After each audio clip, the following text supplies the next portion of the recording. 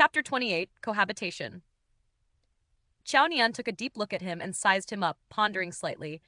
She readily accepted his explanation and raised her eyebrow lazily and carelessly. Maybe. She was serious. Zhang Li was speechless. He was still immersed in shock as they entered the house, until he realized that someone was already inside. Master Wang? Ye Wangchuan seemed to have just taken a shower and was wearing casual home clothes. His damp hair covered his brow bone while he wiped the dripping water with a towel, making the Buddhist string beads on his wrist very conspicuous. He clearly hadn't rested well in a few days, and the bloodthirsty breath was suppressed deep in his red eyes. But the Buddhist string beads still seemed to suit him. Zhang Li forgot about being triggered by Chao Nian just now, and stepped forward with a look of surprise. Why are you here? This was his house for sure. Ye Wangchuan's deep gaze fell on Chao Nian for a second, before he walked over casually. My house is under renovation. I'll stay with you for a while. It's fine if you want to stay. There are so many rooms in the villa anyway. The question is, wasn't your house just recently renovated? The Ye family had properties all over the country, and Ye Wangchuan himself was a hidden rich man who had several properties.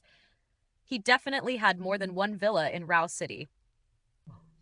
Even if one villa needed renovation, there was no need for him to stay in someone else's house. He remembered that the star-rated hotel of Rao City's new landmark was also Master Wang's private property. It was too ugly, so I made them disassemble it and do it again. His tone was as casual and simple as if buying groceries on the street.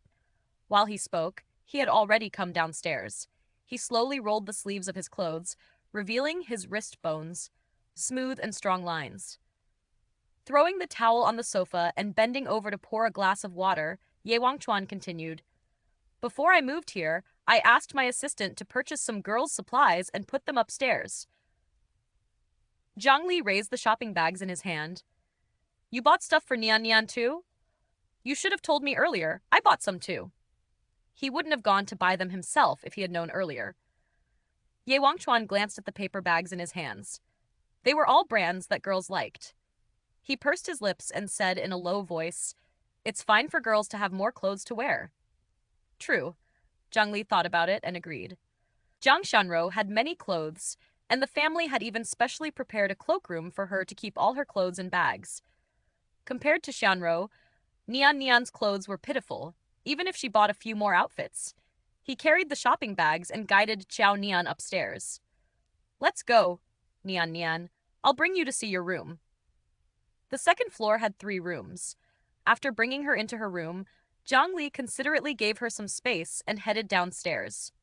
Chao Nian put down her shoulder bag and glanced around the room. The room was big, with excellent lighting and ventilation. The overall color scheme was warm, and a big rabbit doll was placed on the soft bed. She didn't know if it was Ye Wangchuan or Zhang Li who had bought it.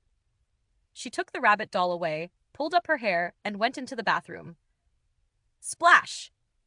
The sound of dripping water went on for more than half an hour. After taking a shower, Chao Nian came out, refreshed. She opened the closet and wanted to change into a new set of clothes.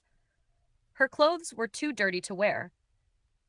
Zhang Li had bought her pleated skills that girls liked, but they were too uncomfortable to wear. Chao Nian opened the closet, thinking that there would be a few clothes similar to what Zhang Li had bought hanging inside. However, she was shocked to see the closet full of clothes. Besides clothes, there was also a new black leather bag. The key point was that the most conspicuous part of the bag were 3 packs of sanitary pads, daily use, night use, and ultra-thin.